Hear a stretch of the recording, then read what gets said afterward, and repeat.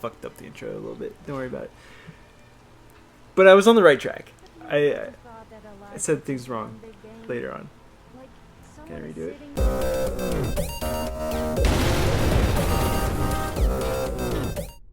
Hey everybody, how's it going? Ben here with Split Couch Games. Scott is here as well, Yeah, and that's today right. we are bringing you a little bit of a special video. We're going to be showcasing the top 5-ish mods to We're gonna improve. put an asterisk on that. Yeah, it's but going to be a little bit more than 5. Yeah, it is technically going to be a little bit more than 5, but I say top 5-ish Skyrim mods to kind of polish up your experience and make it better overall without getting too crazy. Yeah, you don't want to get too crazy here. Well, because, I mean, there are mods where you can, like, summon exploding chickens and that kind of thing, so there are crazy mods. When do we get to do that video? We can do that video if people watch this video and like it and want us to do more. This video is going to be focusing mainly on mods that can be used to freshen up the experience a bit and kind of polish it without overtly changing a lot of the systems. There is one exception, really, but we'll get into that a little later on. Now, first... hold on. So, the Skyrim Remastered Edition. I didn't play the original Skyrim, and I don't play a lot of Bethesda games, period, but I hear that they're really buggy. Did they fix that in the Remastered Edition? No, not really. I'm sure they maybe fixed some of the polish level bugs, but they didn't actually go in and fix any of like the major known issues or anything. But that is what our first-ish mod is about. This one is kind of like a bonus mod that I'm throwing in on the list because it's one that I don't think anybody should play the game without. And that is the unofficial Skyrim patch Special Edition, or unofficial Skyrim Special Edition patch, whatever order you might want to say it in. And basically what that does is it goes through and it fixes a lot of the known developer issues. Like if there's a quest that constantly bugs out, this fixes it most likely.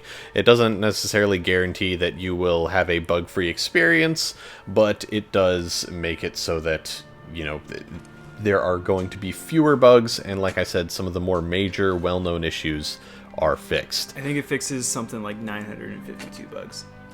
Oh, does it say that somewhere in there? No? No. You're just pulling a number out of your ass? Yeah. Okay. So one thing that you definitely want to make sure that you keep in mind if you do download this unofficial patch, it must go at the very top of your load order. And if you don't know what that means, then you'll want to follow the link in the description or something, and I will have a short video detailing how to mod your game on Xbox One. It's a pretty short video because it's a pretty simple process, but I do go into some of the more finer details of modding in that video, so... I'm looking forward to it. Yeah, you might want to check it out if you don't know what you're doing, and you want to hopefully experience as few crashes as you possibly can. Now, the first thing that we're going to talk about in terms of like super detailed mods that will just kind of overall improve your experience when you're playing Skyrim is the Static Mesh Improvement mod. Now, what this does is it will go through and improve the models and textures for a lot of different things in the game, such as this table right here. As you can tell, it's kind of nice and rounded, and it also looks as if the individual slats of wood are actually individual slats of wood, and it's not just like a disc that was painted to look like wood. Another fairly easily noticeable place that this improves things are on the chains for the signs outside of shops and bars and all that kind of stuff. Skyrim is littered with signs that hang outside of business establishments, and they hang by chains. And in the base version of the game, those chains are essentially just two-dimensional rings. Mm-hmm. So if you ever get completely perpendicular to those chains, then they will vanish entirely. Because they have a depth of like 1 pixel or something. And if you're someone who pays attention to detail, that I could definitely see really impacting your experience negatively. And, I mean, as you can kind of see here, unfortunately, because I'm on console, I can't do any fly cam stuff, but... Not with that attitude. Look, you're flying. Yeah, whee!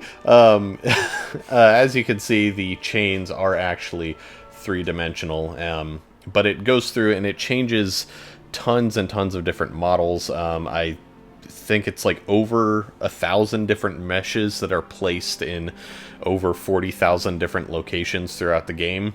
Like these barrels are brand new. Like if you open it up, the top pops off and slides off. That's a brand new thing that doesn't happen. So you're throwing out a lot of words like meshes, textures, and models and stuff. Just for people who are less familiar with those terms. Just, do you have a quick... Meshes are going to be the physical models. So like the mesh of this post is going to be the rectangular like object itself. The 3D object. Yeah. The texture is going to be essentially like the wood, like paint on it, essentially. So like if it didn't have a texture at all, it would just be like a gray block, basically. So, you know, like the texture on this cloth up here is what makes it look yellow and blue and like a cloth. Otherwise, it would just be like this drab gray thing kind of hanging over the top. Yeah. What other terms? I think model, but I think that covers, that was covered in the... Model, mesh, basically the same thing.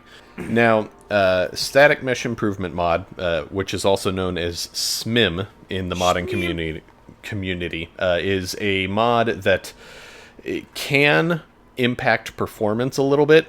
It is not really noted to impact performance on the Xbox One, but it can. And to help combat that is a mod that I'm kind of pairing with it that I'm going to touch on real quick called Insignificant Object Remover. Mod! Bonus I mod! Thought that was going to be a shorter name. Sorry. Yeah, Insignificant Object Remover. Bonus mod! There we go. Said it better. Now, normally, like, I don't know for sure, but, like, let's say there would be, like, a bunch of tiny little rocks, maybe, you know, some, like, pebbles over here in this corner, that kind of thing. Maybe even some, like, dead plants or, like, small patches of grass along the wall or something like that. The Insignificant Object Remover takes all of those out. And that's important simply from the standpoint that those objects are not anything that most people are going to be paying attention to. And instead of having them in there, bogging down the system, essentially taking up rendering resources and all that kind of stuff, it will take them out. Wow, that is very empty. Okay. We don't have a fix for that yet. We'll find a mod to fix that. We do, but that'll be in another video. We do. But Insignificant Object Remover removes all the random, like, decoration-type pebbles and that kind of thing that you'll find throughout the game world. And it's kind of one of those things where it's like, if removing that type of thing bothers you, don't install the mod, but it does improve performance. Yeah. At least there have been, you know, people saying that on lower-end PCs, installing this mod improved frame rate by about 10 to 15 frames per second, which is a significant amount, considering that, you know, if you're locked at 30 frames a second, that's an extra 50%. Yeah. So... And from someone who's just seen pictures and, like, some gameplay, what you're missing, unless you knew that they were gone, you really wouldn't notice them. Yeah. Ben had to point them out to me. Yeah. So you're not going to be missing a whole lot, and it's going to improve your performance. Yeah, and I'll probably throw up some of the pictures that the mod author has on his mod page to just kind of show and, you know, maybe, like, flip back and forth between them a couple times. I don't know. But, the next mod up for, you know, just kind of a quick look is a quality world map, classic with all roads. Now, the classic with all roads part is essentially just the additional information regarding to the mod, because there's like 7 different versions of it, and the classic with all roads is the one that I have downloaded. So are you saying it's a mod for a mod? Well, that's crazy. It's a variation of the mod. Yeah. Because a mod of a mod would technically be 2 separate mods, and it just modifies the other one. Anyways, So, the original world map in Skyrim was not that great. It was a little drab, and it could very is that 3D? Like, yeah. You can tilt the camera. That's crazy. Yeah, that's always been a thing. But I feel like this one is, you can kind of see a lot of the detail. Yeah. Way better than what you could in the vanilla map. And for any of those who don't know, vanilla, whenever I use that term, it refers to the original game as the developers published it, or, sent it out, basically. And as you can see, like, all the roads and everything are kind of accentuated, and every road that's in the game is placed on this map, which is quite wonderful, because if you're ever wandering out in the wilderness, trying to survive or something, and you don't know where the nearest road is, this makes it much easier to find, and it just looks pretty. Yeah, it looks really good. Yeah. And reading the description for it, the author went in and took photos of everything to make sure that it was accurate. Yeah. Like, went through the entire map, and it's a huge map. Oh, yeah. I don't know how big it actually is, but... Yeah, I can't remember the square footage of the Skyrim map. It's easily one of the largest in history, like at least top 10-ish? Yeah, top 10-ish. I know that GTA 5 is like 3 or 4 times the size of it or something, so... Oh, really? Oh, yeah, GTA 5 is huge. Let's do some GTA 5 mod videos. No, I'm just kidding. Anyway. Anyways, so that's that. And next up on our really list is Ars Metallica. And as you probably noticed in the footage, I've been hanging around this smithy for a while, and that's because I need it to show you this mod. And as far as I know, there's nothing to do with the band Metallica. Correct. Nothing to do with the band Metallica. It does not, like, put the band in and, like, have them follow you around playing music. No, the band Metallica does not become your personal bard. That would be a freaking sweet mod, though. That would be a pretty cool mod. Anyways, so Ars Metallica kind of refines and improves upon the crafting system in Skyrim. Wow. One of the you more... can, like, put things through the anvil. Yeah, I'm just that high of a level of smither at level 25. So, Once you get to level 25, you can break the laws of physics. Yeah, exactly. So, I totally just, like, started hammering with, like, the pommel of the hammer. Anyways, so one of the more notable things, for me at least, is the ability to craft arrows. And some of you may be saying, like, but Ben, the ability to craft arrows was a thing with, I think it was the Dragonborn DLC. And you are correct about that. That was a feature added in by Bethesda with one of the DLCs. However, it used to be that you could craft a bunch of arrows with just like one iron ingot. Well, now you need an iron ingot, some firewood, leather strips, and crafting feathers. So you actually need all of the materials that you would normally need to make an arrow to make some arrows. So for someone who doesn't play a lot of RPGs, that honestly just sounds more like a chore than a improvement. Which it can be, but Ars Metallica also adds in a lot of other things, like lockpicks, which don't really have the tendency to be scarce, but depending on how much, like random cave diving and everything you do, they can be at times. This adds the ability to craft lockpicks. So, if I go down here, or no, I think it's in miscellaneous. Pickaxe. Bust down the door. Yeah, so I can craft lockpicks using an iron ingot now. And it also adds in the ability to craft faction armor and that kind of thing.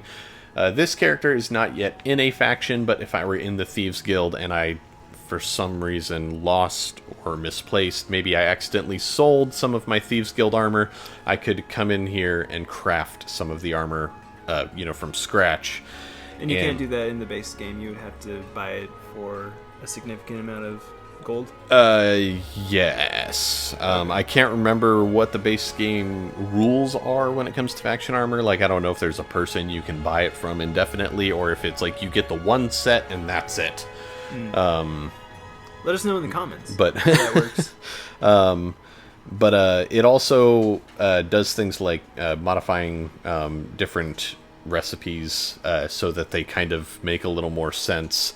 And it provides a skill advancement for pretty much doing everything related to smithing. So normally you would only get smithing experience when you came over here and you created an item, or if you improved it using either the grindstone or the workbench here.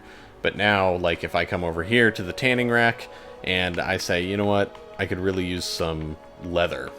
So I want to, you know, break up one of my wolf pelts into a, you know, piece of leather. I can do that, and it gives me smithing experience, which is really, really nice because it takes a little bit of the grind away. Well, yeah, it takes a little bit of the grind away, and crafting, or essentially like making leather and everything, is a pretty necessary step because there are a lot of different recipes that use leather or leather strips in you know, their crafting, and getting experience for making that leather, or even getting experience for, say, making an iron ingot at the smelter, that helps take away the grind and all that kind of stuff. And because you have to do it anyway, so you might as well get a little exactly something for it. Exactly. That's nice. And I believe it's this mod. I could totally be wrong. Alert! I might be wrong about this sources, because I have pretty much maxed out my install of mods, so I have like 5 gigs worth of mods installed. Jesus, mods. And I believe it's Ars Metallica that gives you the ability to essentially break down an item into crafting resources. So right now I have a woodcutter's axe in my inventory, and if I wanted to, I could break it down into a single iron ingot and then use that to craft something else. Do you lose materials over time if you do it that way, or if you're like, oh, I made an axe and I didn't really mean to make an axe, I meant to make a pickaxe, and then you could... Technically, yes, because if you see, all I would be getting would be the iron ingot, so I would essentially only be salvaging like the axe head. But if I come in here and I decide, hey, you know, I want to make a woodcutter's axe, it's going to take an iron ingot, firewood, and leather strips. So you do lose resources, but if you go plunder a dungeon and you come back with all this stuff and you're like, well, I could sell it, or I could do a bunch of stuff to improve my smithing.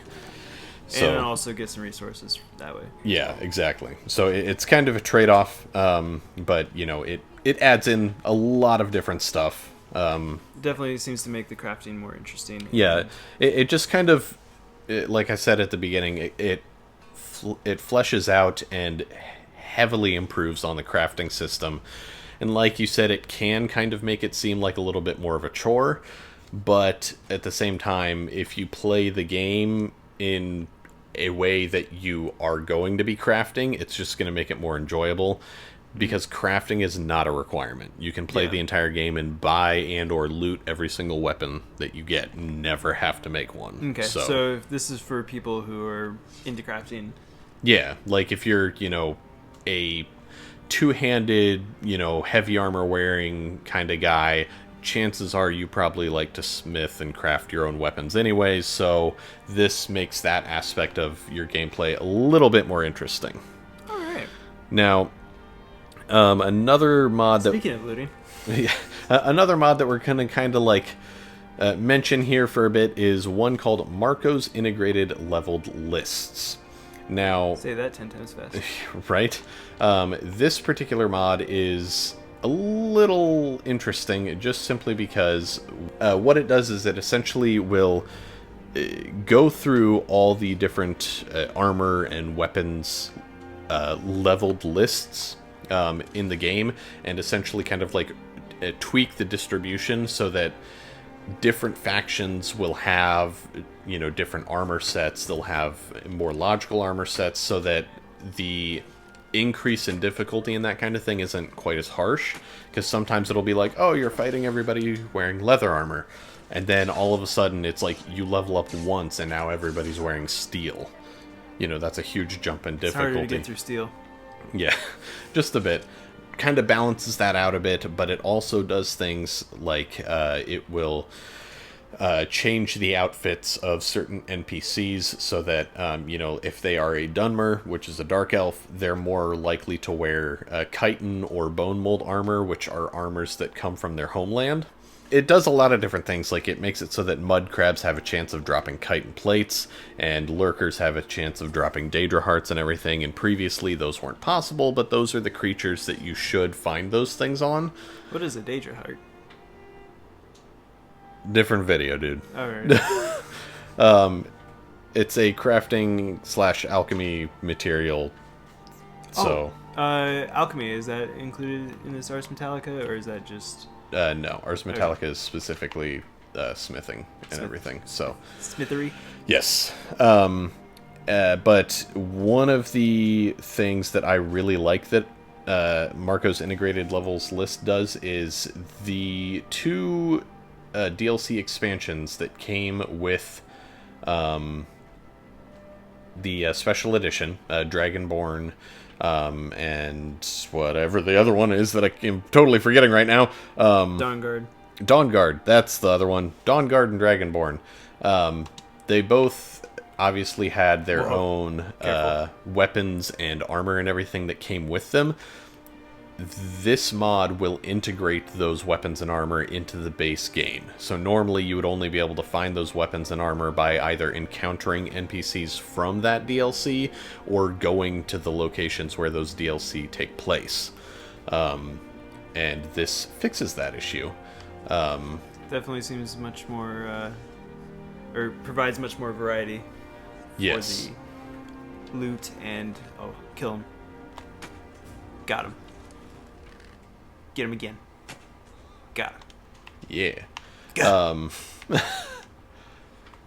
Okay. But, yeah, no, it definitely kind of adds to the variety, and it also makes it so that, like, if you played through Skyrim and you never got any of the DLC, you're probably kind of sick of the base game, maybe, and you want to just get to the DLC part, well, this makes it so that when you do the base game, to, like, get up to level or whatever, that it's not necessarily going to be all the same stuff all over again. That seems really nice. Yeah. Because I know a lot of people have played Skyrim even, like, several times before this came out. Yeah. And, yeah. No, it's pretty nice. I enjoy it thoroughly. And this right here is actually another thing that Ars Metallica does. Mining and stuff out in the wilderness will increase your smithing as well. Oh. So that's a nice little... you can just be a master smith. Master smithy? Yeah, pretty much. Pretty quick. Well, yeah. so just bring your eye out.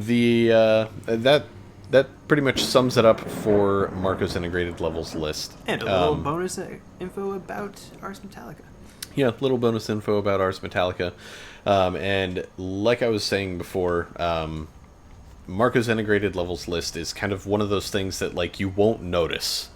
So, like, if you install it and you're like, it's not doing anything, don't worry, it's doing something. It's just a mod that's so well done, you don't even really realize that it's working. And honestly, if that's how the mod is working, then that means it is a great mod, and every bit is worth your time. And Ben's personal guarantee that it is working. Yeah, well, I mean, it's a real small mod, so it's not even going to take up that much space. There are some mods that take up quite a bit of space, so if you're on Xbox One, then that's going to be an issue because you have a 5 gigabyte limit. And this will Marco's integrated levels list will only take up 259.3 KB. So it doesn't even... Kilobytes. Yeah. For those of you who don't speak computer. So... You're a computer? I am a computer. Ben's not real. Who would have thunk it?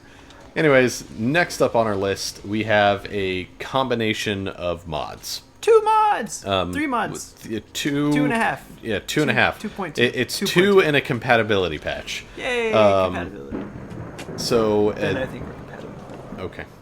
Alright, so the next couple mods that I'm going to talk about, I'm just kind of bundling all together into one kind of massive mod. That's a lot of children. Why are they here? I don't know. But it is... Why are you hanging out with a bunch of children, Ben? The Ordinator Perks of Skyrim and Apocalypse Magic of Skyrim, and the compatibility patch that isn't required, but does help the two mods work together in a more fluid fashion.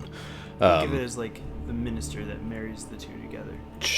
Sure, we can think of it as that. I'm thinking of it like that. The Ordinator Perks of Skyrim mod is one that I feel like it doesn't necessarily polish a broken system so much as it does is it makes the skills and perks system actually worth investing in and making sure you're making good decisions for how you want to play your character.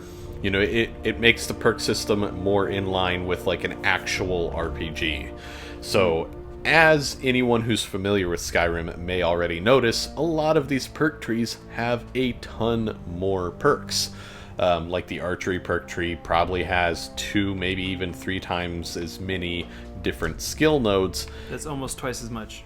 Yeah, almost twice as much, yes. Yes. Anyways, and the same thing applies for every single skill tree there is. Each one of these tiny little purple dots, or blue in the case of skills that I can actually get or have already acquired, is yellow. But anyways, each dot is a different skill, and each skill tree is just so massive in comparison to what it used to be. And that's what the Ordinator perk system does, is it fleshes out those skill trees, making them worth investing in. And that may seem kind of silly because you're like, well, you know, the skill trees maybe weren't all that great before because, you know, increasing or, you know, investing in my archery skill tree didn't necessarily make me feel like I had to use a bow more often. Well, with the new skill tree, that is the case. The base node of every skill tree is essentially a do better, you know, skill. Get good. Like with archery mastery, you know, bows and crossbows do 40% more damage, and critical strikes with bows and crossbows do 2% more critical damage per level of archery, which is amazing, right?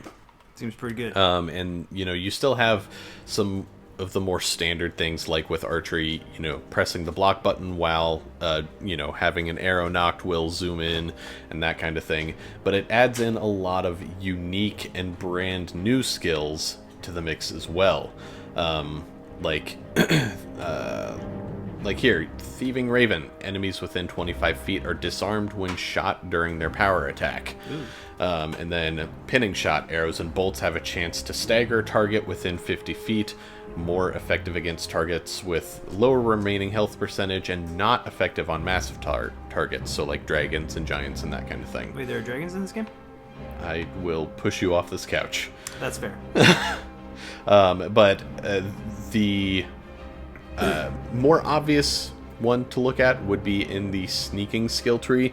You have things like this right here, spot detection. It grants you a special power that once a day, if you use it, it outlines all humanoids within 150 feet that are detecting you with a green glow, and it lasts 180 seconds.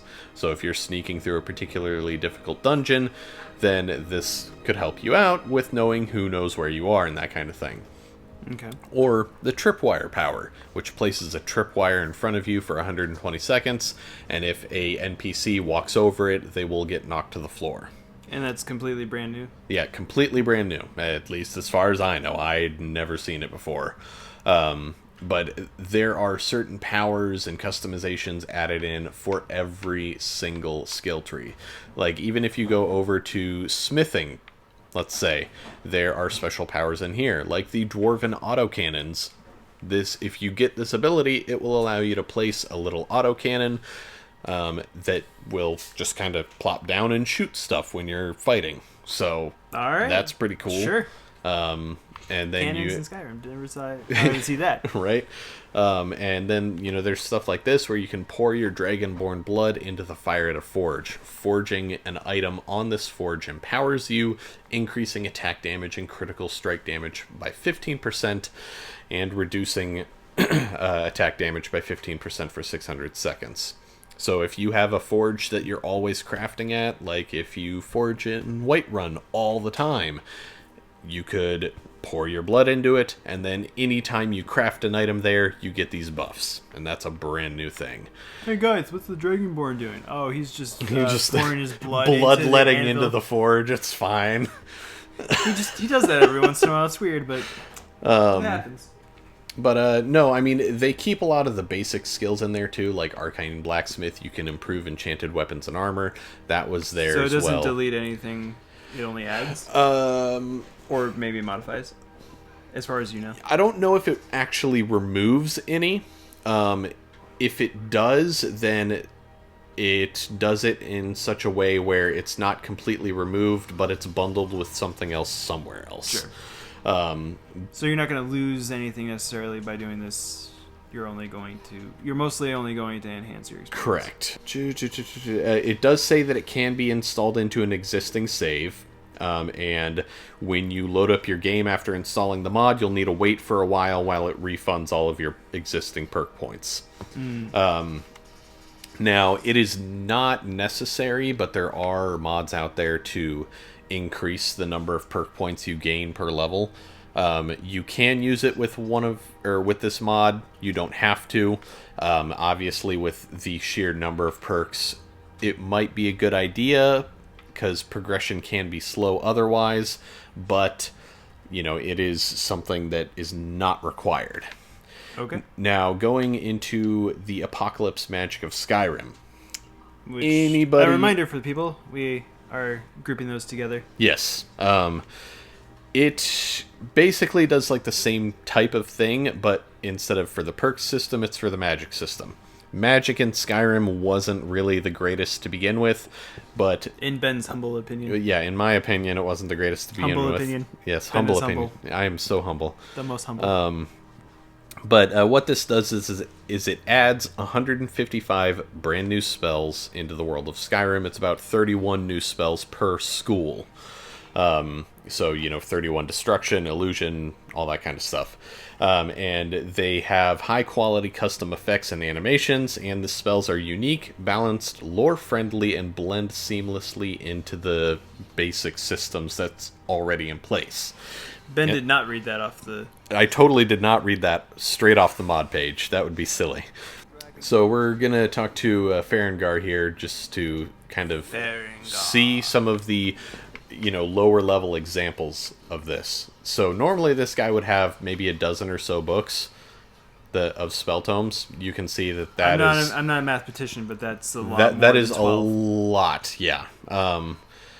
And some of these are going to be, familiar, like, Soul Trap, Sparks, those aren't anything new.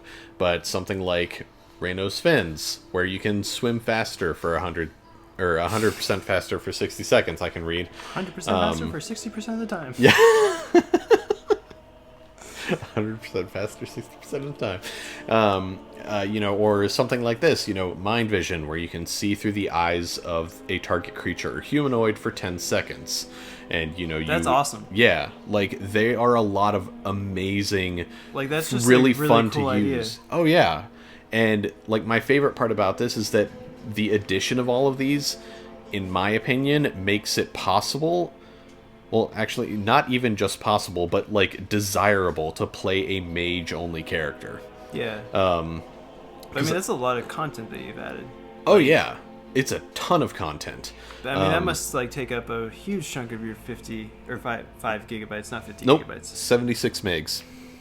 Jesus, that's really low. That's crazy. Wow, that was you might as thoroughly convincing reaction. I wasn't just staring at the number of megabytes the entire time. Oh man, how am I going to work this in? But no, I think no. That's. Oh yeah, no. Ghostwalk is a new one. Caster's invisible for 10 seconds or until broken, and then teleports back to where the spell is cast. So you could use this, scout out the area ahead, and then you would go right back to where you were. So that's really freaking cool. So I'm not an RPG guy, but just some of these really unique spells that I've just never seen in any other game really. Yeah. Like the ability to like see from an enemy's perspective is just like super cool. I just want to play this game. Oh yeah. Maybe. Yeah, no, I mean, it's a fantastic game, and like I said, this really fleshes out the magic system. It makes it worthwhile. It makes me want to play a mage-only character. Yeah.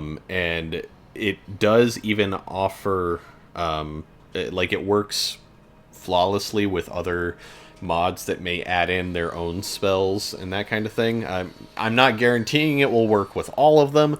Guaranteed. But I believe Fox Skin was added in by the Frostfall mod that I have installed, because this improves your warmth rating by 10 points for 150 seconds, and that's obviously only something that's going to be in Frostfall. So I don't know if this... Like, I don't know if Apocalypse added that in or if Frostfall did. I'm assuming it's Frostfall, because it would be weird for this mod to add it in without Frostfall being there, but I don't know for sure because I never noticed it before. Mainly because I installed everything all at the same time because I'm a terrible person. This is just a really solid addition, and if you like playing a mage-based character and you want to have your magic still be lore-friendly, then you have to download this mod, because it makes magic worth experiencing.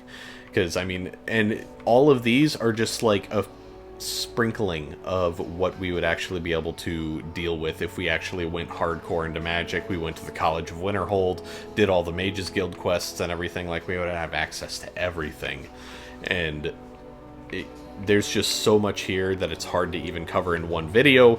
But reading off the examples that we have, you can tell that there's a lot here, and it's well worth it. Yeah, and that goes for people who have tried playing Mage before as well. I'd assume it would be worth checking out again to see. Oh, for sure. Because, I mean, like, even the Ghost Walk ability, like, you know, if you're running around without a follower or something for, you know, whatever reason, like, maybe you just don't like that option, you know, you don't want someone helping you out constantly, something like Ghost Walk would be perfect, because you can go in, scout out the room, make sure you're not going to get, like, you know, totally ganked by a couple guys with great swords, and then go in and shoot a bunch of fireballs. Fireball. Yeah. Fireball. And, you know, there are even things like Illusionary Flames, where you can concentrate to deal 30% of current health as a temporary damage that wears off after 2 seconds. Which, that's really cool. Yeah, well, because, I mean, it's great because... Whoever designed this is a freaking genius. Yeah, like, it's completely unique, and that may be something that, like, all you need to... This is a whole new game. Oh, yeah. Like, yeah. There's so many spells in here that just change how everything works completely, and it's amazing. Yeah. But anyways... As you said, there's the compatibility patch that you recommend installing. Yes. That, I imagine, is only, like, a kilobyte or two. It's 7.6. You most likely won't have to worry about that, but if you do, this compatibility patch, like I said, is very small, but it is not required. It just helps Ordinator Perks and Apocalypse work a little better together. And it would make it so that some of the Apocalypse spells now support a few more of the Destruction perks. But that is all that we have for this video. It may or may not be long. We shall see. I mean, we're at like, what, 45 minutes of recording time? Something like that, and that includes about 10, 15 minutes. We're at almost an hour. It includes quite a bit of time that's going to get cut out, so it doesn't matter. Cause it's all going in. It's all going in. Hour-long mod video. Everyone's looking forward to it. Hope you guys are looking forward to it. Anyways, we'll see you guys next time. If you enjoyed this video, please let us know. Drop a comment below. Like the video. I don't care. We just want to know what people want us to do. Yeah, some sort of feedback. We're not just like... Because if you enjoyed this, I would love to make more of these videos. And if you didn't, then I won't. It's as simple as that. Anyways, we'll see you guys next time. On Split Couch Games. Bye!